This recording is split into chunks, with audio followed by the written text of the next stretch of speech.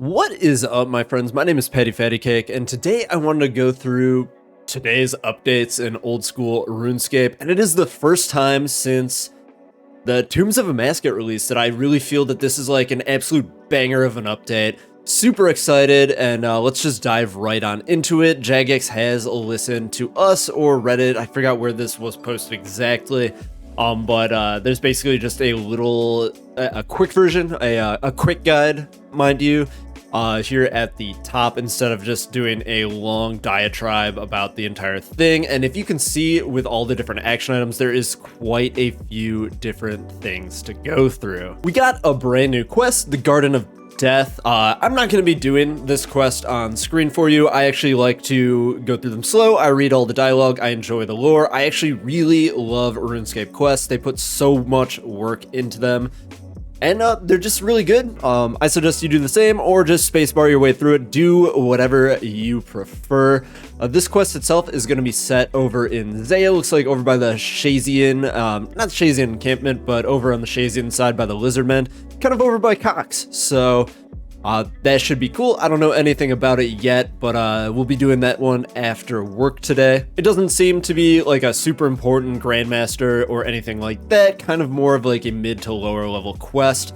Obviously, we'll see, but they didn't really pull any crazy rewards for it or anything, so this one should be fairly, not as crazy or as important as some of the other ones. First really massive update on this list is going to be the improved experience rewards from the Master and Grandmaster quests.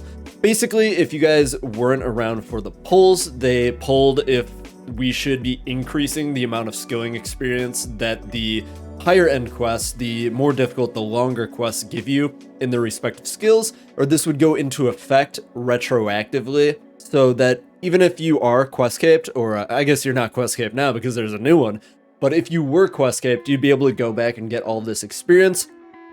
This went through.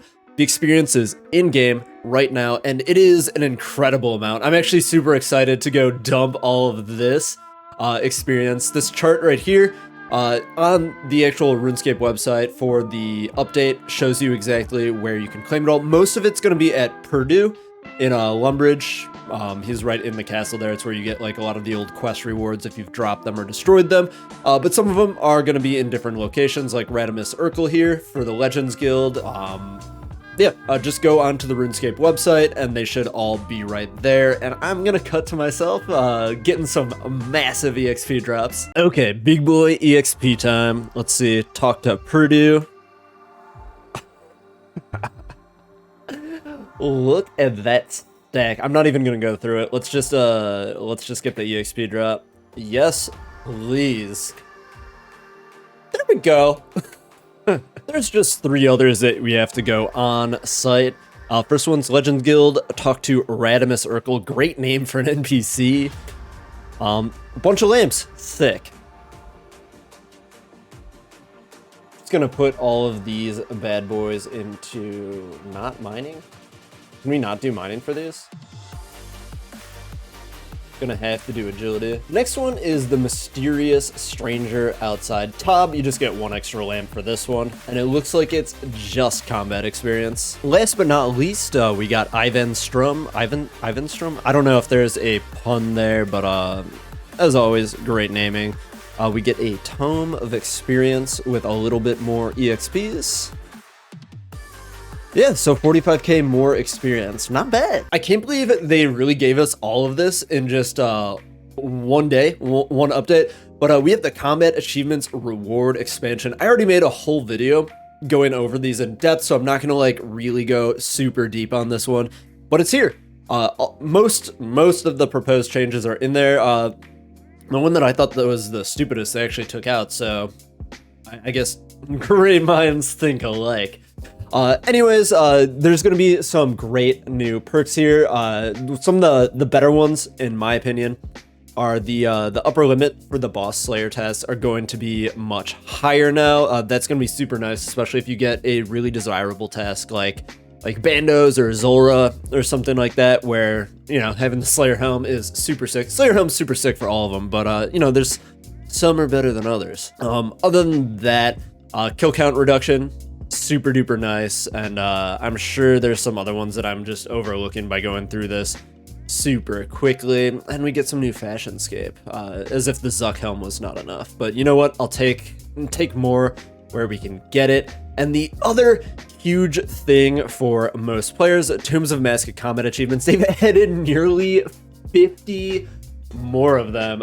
I have a lot of work to do, as do you, but yeah, they're gonna be everywhere from entry to normal to expert. If you do complete one of them in a higher tier, it does count for the lower tier, so you don't really need to be going in and grinding entry modes. Don't do that.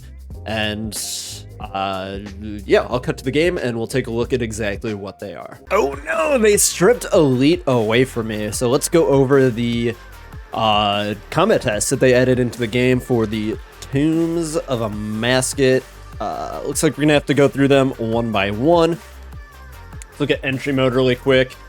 Not too bad. Complete it.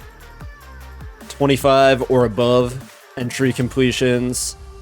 50 or above, 100 or above, and then complete 100 any tier Tombs of Amascut. That one's actually kind of high. That involves a lot of time, actually. So kind of crazy that that's what is that, an easy task? Or I guess that's for entry. It's not an easy task. Yeah, my bad. All right, since there is so many, I'm not gonna go through all of these one by one. However, there are a bunch of very similar tasks to the other raids, like perfect completions, then just different, very specific mechanic ones, like defeat Baba here with only attacking the non-weakened boulders, so you have to go after the standard ones without dying, and Boulder Dash has to be on. Yeah, just like interesting other ways to play. Some of them do look really challenging. It looks like there is one at least for each of the transmogs. It doesn't look like there's a 500 invocation one, unless I totally missed it. Now I look like a jackass. But yeah, these should be fun to bang out. Rejoice Snowflake accounts. This one doesn't really apply to 99.9% of the players, but here you go, Rendy. Here's some Poison Dynamite.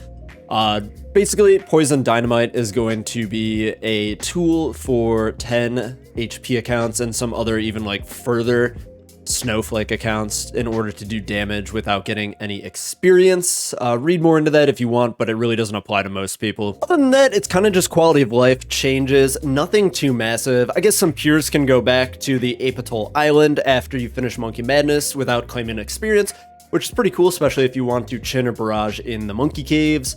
Blue Scroll boosts apply to other things in the game, and yeah, just some other decent quality of life ones. The only other really big one here, Charlie the Tramp, not gonna make you go and fish Trout Forum. Now, if you are really just chaining along a ton of beginner clues for some weird reason, you will be able to just keep the items that Charlie the Tramp asks for in your inventory and just quickly complete these. Charlie the Tramp is no longer as shitty as he used to be. Thank you so much for watching, like, subscribe, and I will see you next time.